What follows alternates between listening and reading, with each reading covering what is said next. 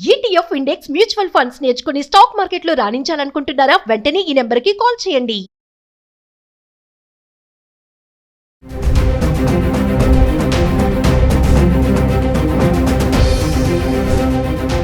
Welcome to Suman TV. నేను మీ సంగీత.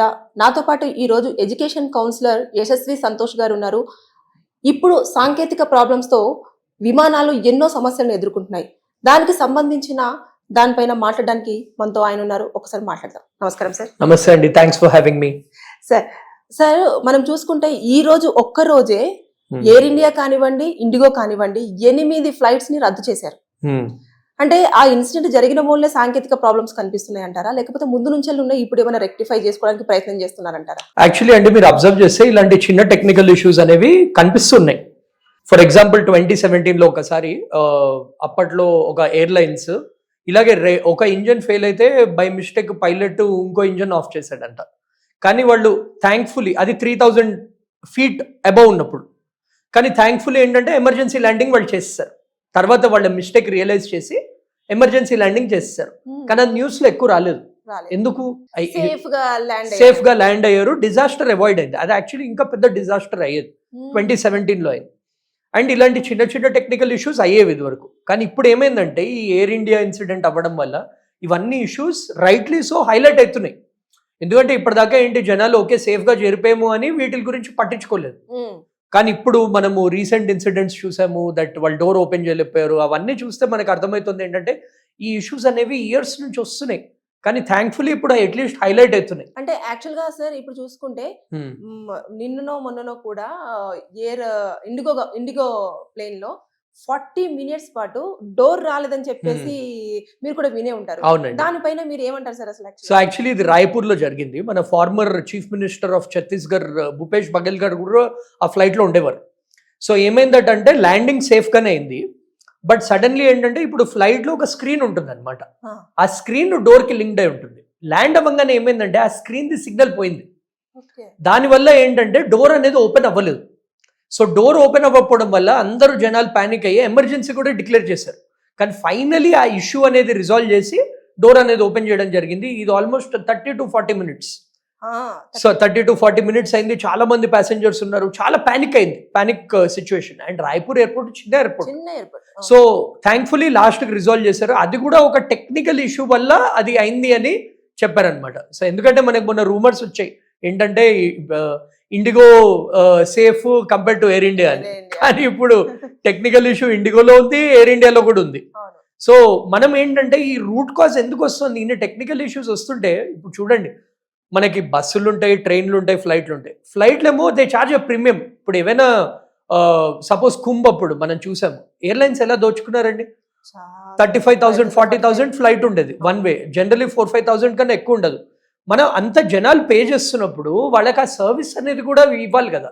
Service పక్కన పెట్టండి, ఎయిర్ ఇండియాలో మనకి అవుతున్న టెక్నికల్ ఇష్యూస్ గురించి మనకు తెలిసిందే.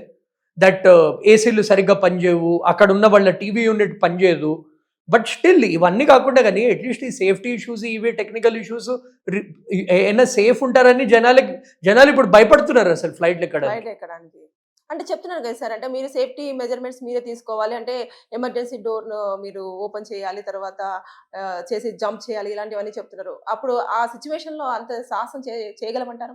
ఎలా అండి, అసలు సగం మంది యాక్చువల్లీ ఇది జనాల మిస్టేక్ కూడా. ఇప్పుడు ఎమర్జెన్సీ సీట్ మీరు ఫ్లైట్ లో అబ్జర్వ్ చేస్తే ఎమర్జెన్సీ సీట్ ఏంటి, జనాలు లెగ్ స్పేస్ ఎక్కువ ఉంటుందని తీసుకుంటారు. సో దానికి ఎక్కువ ఛార్జ్ చేస్తారు ఎయిర్లైన్స్ కూడా. సో ఎయిర్లైన్స్ కూడా మన ఇండియాలో ఒకటి అర్థం చేసుకోవాల్సింది ఏంటంటే ప్రోటోకాల్స్ అనేవి చాలా స్ట్రిక్ట్. ఏవియేషన్ ఇండస్ట్రీలో చాలా స్ట్రిక్ట్ ఉంటాయి అనమాట ప్రోటోకాల్స్. సో మీరు అబ్జర్వ్ చేస్తారు ఎప్పుడైనా ఫ్లైట్ ఎక్కినప్పుడు ఆ ఫ్లైట్ అటెండెంట్స్ అందరూ మనకి ఇన్స్ట్రక్షన్స్ అనేవి ఇస్తారు. ఎస్పెషల్లీ ఎమర్జెన్సీ సీట్ లో పక్కన కూర్చున్న వాళ్ళ దగ్గర ఇన్స్ట్రక్షన్స్ ఇస్తారు, కానీ సగం మంది వినరు. సో ఆ డోర్ ఓపెన్ చేయడము ఇది కూడా. బట్ మీరు అర్థం చేసుకోండి, పైలట్సే ఆ టైంలో మేడే అనేది ఒక్కటే మనకి క్లిప్ వినిపించింది. పైలట్సే ఆ టైంలో రెస్క్యూ చేయలేకపోతే జనాలకు కూడా ఆ టైంలో ఇలా ఓపెన్ చేసి రావాలి అని ఎలా ఉంటుంది. ఇప్పుడు 250 members ఒకటేసారి ప్యానిక్ అయ్యి అరుస్తూ ఉంటే మన బ్రెయిన్ పనిచేయదు basically. So it is very difficult. So basically జనాలని కానీ పైలట్ని కానీ బ్లేమ్ చేయకుండా ఐ థింక్ రూట్ కాజ్ అర్థం చేసుకోవడం ఇంపార్టెంట్. ఏ ప్లేన్స్ సరిగ్గా ఉన్నాయి, ఆర్ గుడ్ టు గో. ఏ ప్లేన్స్ బాలేని ప్లేన్స్, కొంచెం బాలేని ప్లేన్ కూడా ఇప్పుడు ఏదో ట్రైన్లో ఏదో టెక్నికల్ ఇష్యూ అంటే స్టేషన్లో ఆపడం కాదు కదండి ఫ్లైట్. ఒక్కసారి టేక్ ఆఫ్ అయిందంటే అంతే. ఇప్పుడు మన అహ్మదాబాద్ ఇన్సిడెంట్ కూడా చూస్తే ఒక 300 feet నుంచి 600 feet వెళ్ళంగానే అయిపోయింది క్రాష్. సో ఒక్కసారి పైకి వెళ్ళంగానే మనం ఇంకా it is not under our control. And ఈ టెక్నికల్ ఇష్యూస్ యాక్చువల్లీ యుఎస్ లో కూడా చాలా వచ్చాయి. ఈ బోయింగ్ ఫ్లైట్స్వి చాలా వచ్చాయి ఇష్యూస్. దాని మీద కేసులు జరిగాయి, $1 billion సెటిల్మెంట్స్ కూడా జరిగాయి. కానీ మన దాంట్లో ఏంటి, మన దాంట్లో కాంప్రమైజ్ అవుతారు. ఎంత స్ట్రిక్ట్ ఉన్నా కానీ ఎయిర్లైన్స్ ఏంటంటే కాస్ట్ కటింగ్ ట్రై చేస్తారు. సో అది ఇంకో మేజర్ ఇష్యూ. ఇంకో మేజర్ ఇష్యూ ఏమన్నారంటే, ఇప్పుడు మనకి ఒక పర్టికులర్ ఎయిర్లైన్లో మనకి వెయిట్ అనేది ఉంటుంది, ఆ వెయిట్ లిమిట్. సో ఇంకోటి ఏమంటున్నారంటే ఈ ఎయిర్ ఇండియా ఇన్సిడెంట్లో ఈ వెయిట్ అనేది లిమిట్ ఒకవేళ 200 tons ఉంటే 240-250 tons వరకు వెయిట్ వెళ్ళింది అని చెప్తున్నారు. ఇది కామన్. ఎయిర్లైన్స్ ఏం చేస్తారు, ఇప్పుడు మనం ఎక్స్ట్రా లగేజ్కి పైసలు తీసుకుని లగేజ్ పెడతారనమాట. కానీ దానివల్ల కూడా లిఫ్ట్ అవ్వలేదు అని థియరీస్ కూడా వస్తున్నాయి. సో ఇప్పుడు మనకి బ్లాక్ బాక్స్ రిట్రీవ్ చేశారు, థరో అనాలిసిస్ అయితే కానీ మనకు తెలియదు. కానీ ఇది కూడా one issue, every time it happens. So 200 అన్నా కానీ 220-230 తోసేస్తారు కొన్ని ఎక్స్ట్రా సామాన్.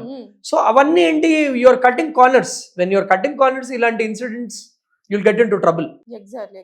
అంటే మనము ఎలాంటి ప్రికాషన్స్ తీసుకోవాలంటారు సార్? అంటే ఇంత టెక్నికల్ ఇష్యూస్ వస్తున్నప్పుడు అవేర్నెస్ రూపేణ జనాలు ఎవరైతే ఫ్లైట్ ఎక్కాలని వెళ్తున్నారో వాళ్ళు ఎలా అలర్ట్ గా ఉండాలంటారు? ఇప్పుడు చూడండి, ఒకటి ఏంటంటే మనము రూల్స్ అన్ని కరెక్ట్ గా ఫాలో అవ్వాలండి. ఇప్పుడు మనం కూడా we should take it as a responsibility. చాలా మంది ఏం చేస్తారు, ఓకే మన బ్యాగ్ లగేజ్ చెక్ ఇన్ చేయట్లేదు అని. ఫస్ట్ ఇష్యూ వెయిట్ అనేది కంట్రోల్ చేయొచ్చు ఫ్లైట్ లో ఎంత అవుతుందో. సో మన బ్యాగ్ లో ఎక్స్ట్రా లగేజ్ మనం హ్యాండ్ లగేజ్ లో తీసుకెళ్ళిపోతాం, అక్కడ 15 kgs దాటుతుందని చాలా మంది చేస్తారు. అది ఏంటంటే హ్యాండ్ లగేజ్ లో స్టఫ్ చేసుకుని అది లగేజ్ ఇలా చెక్ ఇన్ చేస్తారు. లాస్ట్కి సేమ్ వెయిట్ ఉంటుంది కదా ఫ్లైట్ లో. సో అదొకటి కంట్రోల్ చేసుకోవాలి. సెకండ్ ఏంటంటే రూల్స్ అన్ని పాటించాలి. మన ఇండియన్స్ కి కూడా అలవాటు ఏంటి, మీరు అబ్జర్వ్ చేశారు, ఫ్లైట్ ల్యాండ్ అవ్వగానే అదేదో బస్ దిగుతున్నట్టు అందరు లేచేస్తారు. ఎయిర్ పైలట్ చెప్పేదాకా అసలు లేవకూడదు, వాళ్ళు కూడా రిక్వెస్ట్ చేస్తుంటారు. మీరు అబ్జర్వ్ చేస్తారు, ఏ ఫ్లైట్ ఎక్కినా కానీ ల్యాండ్ అవ్వగానే అందరూ లేచి ఇలా ఓపెన్ చేస్తారు. ఇన్స్ట్రక్షన్స్ అన్ని క్లియర్గా మనం వినాలి. ఇంకోటి థర్డ్ ఆస్పెక్ట్ ఏంటంటే, ఈ ఎస్పెషల్లీ ఎవరైతే ఈ ఎమర్జెన్సీ సీట్స్ దగ్గర ఉన్నారో వాళ్ళది all the more important. Instructions అన్ని ఫాలో అయ్యి వాళ్ళు they should be the first line to help other people. ఎందుకంటే ఆ ఓపెన్ అవ్వకపోతే ఈ డిజాస్టర్స్ అనేవి మేనేజ్ చేయలేము. ఫోర్త్ ఆస్పెక్ట్ ఏంటంటే, travel only if it is absolutely necessary. ఇప్పుడు ఎందుకంటే ఈ టెక్నికల్ ఇష్యూస్ అన్ని బయటకు వస్తున్నాయి.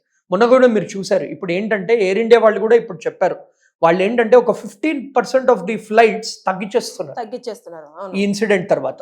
సో ఇప్పుడు వీ వుడ్ రికమెండ్ ట్రావెల్ చేస్తే ఓన్లీ అబ్సల్యూట్లీ నెసెసరీ అయితే ట్రావెల్ చేయండి, అట్లీస్ట్ నెక్స్ట్ ఫ్యూ మంత్స్ ఈ ఇష్యూస్ అన్ని రిజాల్వ్ అయ్యేదాకా. ఎందుకంటే మనకి ఇంకా ఇన్వెస్టిగేషన్ కూడా ఇది కంప్లీట్ కాలేదు. ఇలాంటివి మన దగ్గర చాలా ఫ్లైట్స్ ఉన్నాయి. సో ఇదైందంటే అవి కూడా అవ్వచ్చు. సో నేను ఏదో జనాలను భయపెట్టట్లేదు, బట్ అబ్సల్యూట్లీ నెసెసరీ అయితేనే ట్రావెల్ చేయండి. ఈ ఆస్పెక్ట్స్ అనేవి గుర్తుంచుకోవాలి. అండ్ ఇంకోటి, ఎయిర్ ఇండియా అంటున్నారు, ఇండిగో అంటున్నారు, ఏ ఫ్లైట్ అయినా కానీ టెక్నికల్ ఇష్యూస్ ఇవి వస్తే మన చేతిలో ఏముండదు.